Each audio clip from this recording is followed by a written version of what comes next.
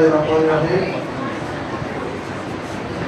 ঐতিহ্যবাহী প্রতিষ্ঠান diamond society girls college কর্তৃক আয়োজিত এসএসসি দাখিল সম্মান পরীক্ষায় উত্তীর্ণ ছাত্রীদের আজকের এই সংবর্ধনা অনুষ্ঠানে উপস্থিত আজকের অনুষ্ঠানে সম্মানিত প্রধান অতিথি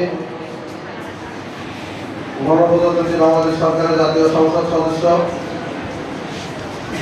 বাংলাদেশের সুনামধন্য প্রতিষ্ঠান ঢাকা বিশ্ববিদ্যালয়ের সাবেক রসায়ন বিভাগের চেয়ারম্যান, বিশিষ্ট রসায়নবিদ, শিক্ষাবিদ, রাজনৈতিক ব্যক্তিত্ব, আমাদের এই প্রিয় প্রতিষ্ঠানের সম্মানিত ফাউন্ডার, চেয়ারম্যান, এই প্রতিষ্ঠানের স্বপ্নদ্রষ্টা, জননন্দিত ব্যক্তিত্ব অধ্যাপক ডক্টর মোহাম্মদ ইলিয়াসমুল্লাহ স্যার, আমাদের আজকের অনুষ্ঠানে প্রধান আলোচক হিসাবে উপস্থিত হয়েছেন বাংলাদেশের অন্যতম শ্রেষ্ঠ বিদ্যাপীঠ ঢাকা বিশ্ববিদ্যালয়ের বায়োটেকনোলজি এবং জেনেটিক ইঞ্জিনিয়ারিং ডিপার্টমেন্টের সাবেক চেয়ারম্যান, বর্তমান অধ্যাপক ডক্টর উম্মে সালমা জোহরা।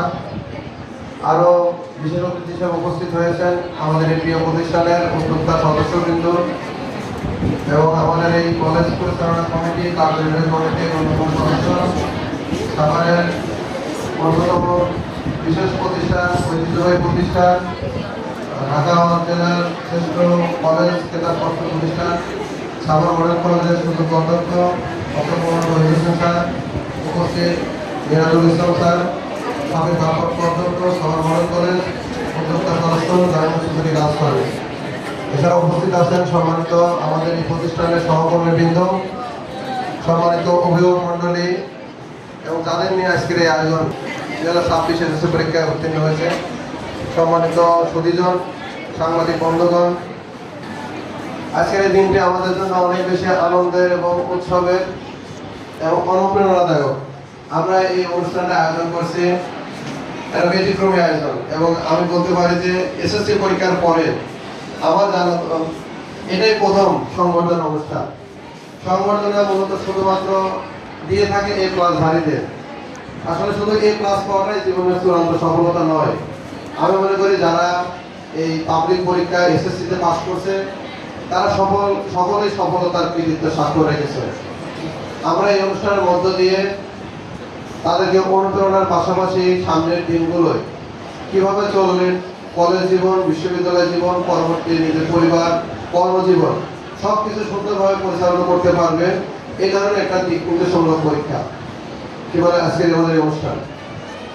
আর আমরা এই অনুষ্ঠানটা তোমাদেরকে এই জন্য দিতে চাই যে এই অনুষ্ঠানের মধ্য দিয়ে তোমরা নিজেকে একজন সত্যানুরাগী, সত্যবাদী, ন্যায়নিষ্ঠ, দায়িত্ববান, কর্তব্যবান ব্যক্তি হিসেবে নিজেকে গড়ে তুলবে।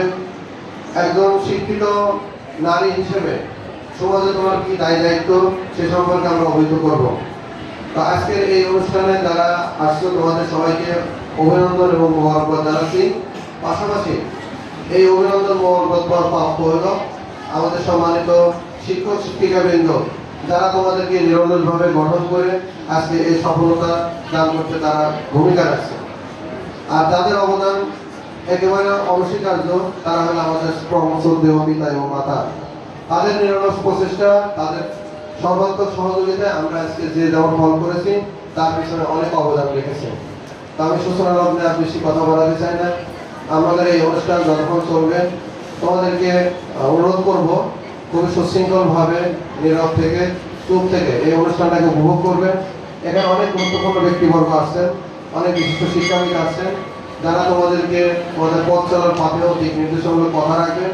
এই কথাগুলো মনোযোগ সহকারে শুনবা, পাশাপাশি এই কথাগুলো মেনে আগামী দিনে তোমাদের পথ চলবা, সে আহ্বান রেখে তোমাদের সকলের সুস্বাস্থ্য, দীর্ঘায়ু, উজ্জ্বল ভবিষ্যৎ কামনা করে আমি আমার উদ্বোধনী বক্তব্য এখানে শেষ করছি এবং এই অনুষ্ঠানের উদ্বোধন ঘোষণা করছি।